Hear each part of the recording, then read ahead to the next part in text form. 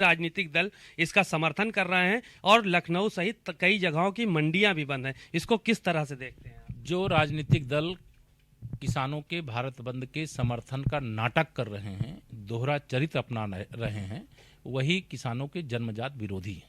उन्होंने किसानों के हित में कभी काम नहीं किया। उन्होंने किसानों को दुर्गति की ओर ढकेलने का काम किया है, किसानों के साथ अन्याय और अत्याचार किया है।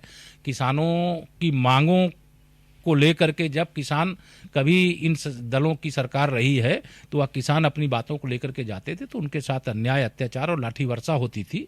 हमारी सरकार लगातार किसानों से बातचीत कर रही है और माननीय नरेंद्र मोदी जी के नेतृत्व में जो भी फैसला लिया गया है वो किसानों के हित में लिया गया है, कृषि के हित में लिया गया है।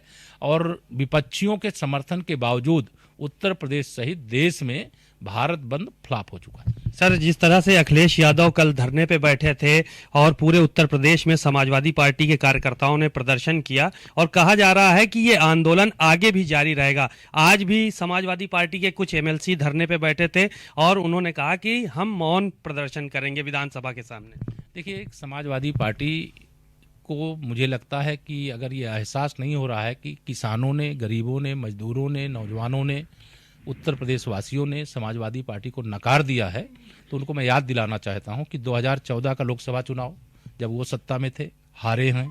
2017 का विधानसभा चुनाव जब वो 300 सीट से ज़्यादा सीटें जीतने की बात कर रहे थे, उस समय ये हारे हैं।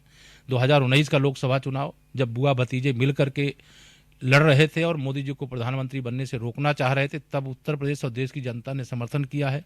यह चुनाव हारे हैं। अभी विधानसभा के उपचुनाव जिसे ये सेमीफाइनल कह रहे थे, वह चुनाव ये हारे हैं।